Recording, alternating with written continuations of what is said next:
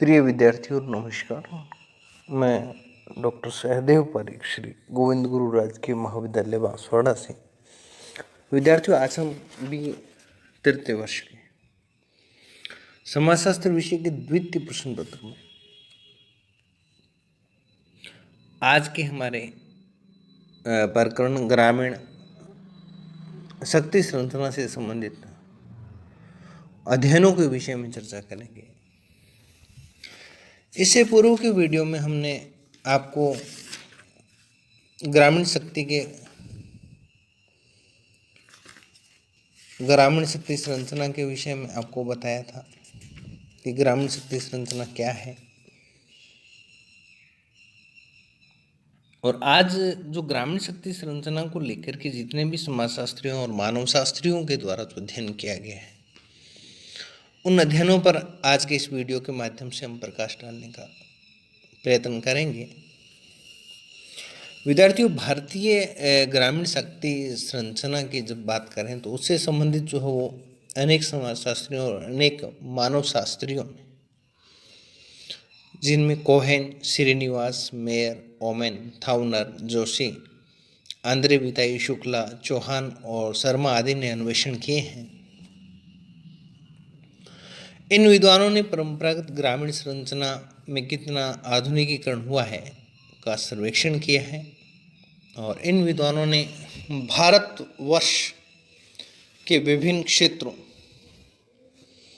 जिनमें राजस्थान, उत्तर प्रदेश, गुजरात, तमिलनाडु, मैसूर, आंध्र प्रदेश, हैदराबाद आदि के गांवों में जाकर के परंपरागत ग्रामीण संरचना का अध्ययन किया।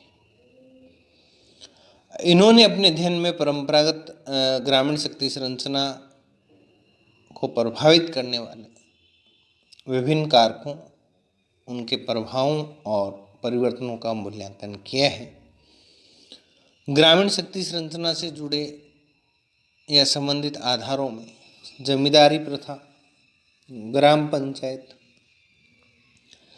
जाति पंचायत, सहकारिता और सामाजिक प्रतिष्ठा, आर्थिक संपन्नता आदि में परिवर्तन और उसका शक्ति संरचना की दिशा और दशा पर क्या प्रभाव पड़ा, इन सब का मूल्यांकन जो इन्होंने किया है।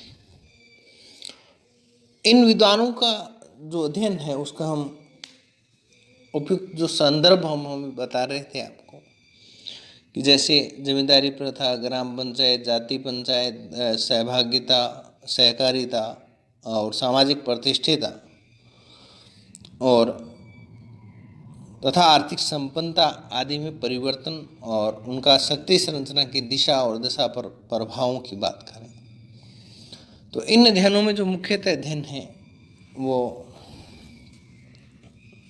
काफ़ी, लेकिन आज हम इस विषय में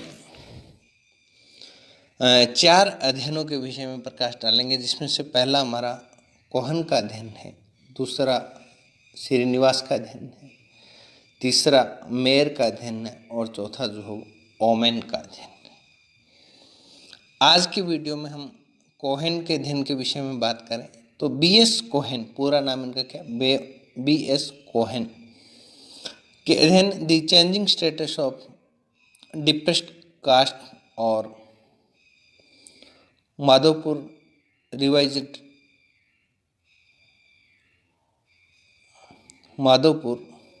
रेविस्टेटेड अध्ययन AR देसाई के द्वारा संपादित है। ये पुस्तक the rural sociology in India में अलग अलग भागों में ये प्रकाशित हुए हैं। और कोहेन ने जो है वो जौनपुर जिले के माधोपुर गांव के मुख्य रूप से 23 जातियों का अध्ययन जो उन्होंने किया। और ये अध्ययन जो है वो ग्रामीण शक्ति संरचना के संदर्भ में था, ग्रामीण शक्ति संरचना के विषय में अध्ययन था। जमींदारी उन्मूलन अधिनियम 1951 के पारित होने तक माधोपुर गांव की सारी भूमि ठाकुरों के पास थी और गांव में ठाकुर आर्थिक एवं राजनीतिक रूप से शक्तिशाली थे, डोमिनेट करते थे राजनीतिक शक्ति से भी और आर्थिक शक्ति से। जमींदारी उन्मूलन अधिनियम के बाद ठाकुरों की कुछ भूमि निम्न जातियों को मिल गई और कोहेन ने अपने अध्ययन में पाया कि जमींदारी प्रथा के उन्मूलन 1952 के देश के आम चुनाव या ग्राम चुनाव में यातायात और संचार के साधनों के विकास, भौगोलिक गतिशीलता में वृद्धि, नगरीय व्यवसाय और धार्मिक सुधार आंदोलन और शिक्षा के प्रसार आदि के कारण निम्न जातियों की प्रतिष्ठा में काफी वृद्धि हुई है। कोहेन ने अन्वेषण में पाया कि पंचायत के चुनाव में नौनिया एवं चमारों की संख्या अधिक होने के कारण पंचायत के सभी पदों पर इन्हें अपना अधिकार मिल गया। इन चुनावों के फलस्वरूप ठाकुरों की पंचायत में शक्ति समाप्त हो गई और पहले निम्न जाति के लोग अपने झगड़े, फसाद या विवादों का निपटारा जो है ठाकुरों के द्वारा करवाया करते थे, अब स्वयं वो इसमें सक्षम हो गए हैं, खुद निपटारा करने लगे हैं। और इन्होंने अध्ययन में ये भी पाया कि ठाकुरों का अधिकांश भूमि पर स्वामित्व होने से आर्थिक संपन्नता और प्रशासकीय अधिकारियों से संपर्क के कारण इन्होंने ग्राम के विकास कार्य ठप कर दिए थे। ठाकुर कोई न कोई बाधा जो है वो नित्य उपस्थित करते थे और ठाकुर एवं अन्य जातियां परंपरागत शक्ति को बनाए रखने के लिए बेताब थी और इसके लिए वो संघर्ष भी कर रहे थे। कोहेन ने निष्कर्ष के रूप में ये लिखा कि गांव में शक्ति संरचना आर्थिक एवं संख्यात्मक शक्ति के बीच झूलते हुए नजर आ रही है। हालांकि संख्या बल के आधार पर, लोकतांत्रिक व्यवस्था के आधार पर राजनीतिक पदों का अधिकार जो है वो निश्चित रूप से निम्न जातियों को प्राप्त हो गया था, परंतु अभी भी आर्थिक शक्ति और प्रशासनिक अधिकारियों के संपर्क के चलते ठाकुरों की शक्ति अभी कम नहीं हुई थी और इन्होंने परंपरागत अपनी शक्ति को बनाए रखने के लिए इस प्रकार के कार्य शुरू कर दिए कि राजकारण में बाधा डालना, अपने वर्चस्व को बनाए रखना जैसी चीजें कोहेन ने अपने अध्ययन में उल्लेखित की है। दूसरा जो अध्ययन है वो श्रीनिवासन का अध्ययन आता है। श्रीनिवास का अध्ययन, तो श्रीनिवास के अध्ययन की बात करें तो एम.एन. श्रीनिवास ने अपने विस्तृत अध्ययनों के आधार पर एक अवधारणा जो प्रस्तुत की वो है ग्रामीण शक्ति संरचना की व्याख्या। और शक्ति संरचना में प्रभुत्व जाति की विवेचना में इन्होंने the social structure of a Mysore village और the dominate caste in Rampura, ये दो अलग अलग रचनाओं में इन्होंने की। The dominate caste in Rampura the American anthropologist 1959 में प्रकाशित हुई और इन्होंने अपनी इस मान्यता की ग्रामीण शक्ति संरचना में उस शक्ति का निर्णायक प्रभुत्व होता है जो जाति संख्या में अधिक हो, यानी कि संख्या बल जिस जाति का अधिक होगा वो ग्रामीण शक्ति संरचना में निर्णायक प्रभुत्व रखती है और आर्थिक संपन्नता, राजनीतिक शक्ति, सांस्कृतिक प्रतिष्ठा और नए व्यवसाय में संलग्न एवं पश्चिमी शिक्षा प्राप्त होते हैं।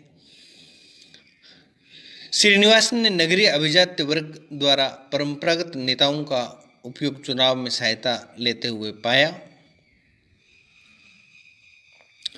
और इसके आधार पर इन्होंने परंपरागत नेताओं को मतदाता बैंक यानी कि वोट बैंक का नाम दिया। अब विद्यार्थियों मेयर के अध्ययन की बात करें, स्टडी ऑफ मेयर, तो एस.सी. मेयर पूरा नाम इनका था, एस.सी. मेयर।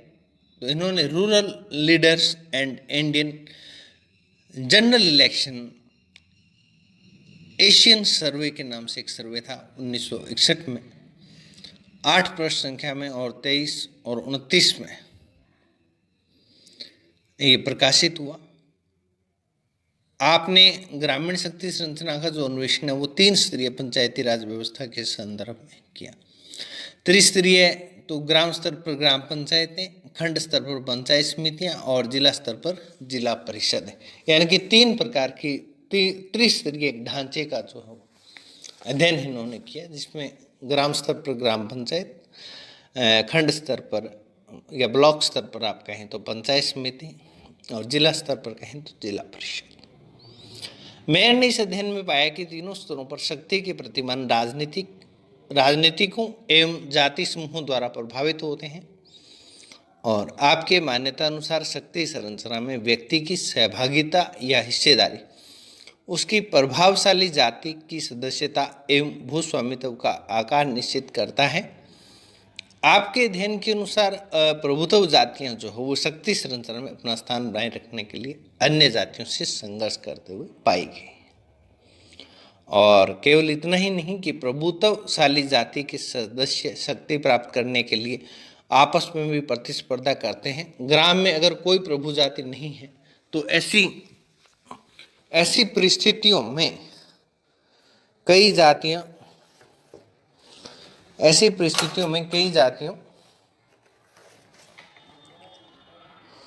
शक्ति प्राप्त करने के लिए अंतरजातीय समझौते करती हैं और समझौते में भूस्वामित्व एवं जाति प्रतिष्ठा जो हो निर्णायक होती है।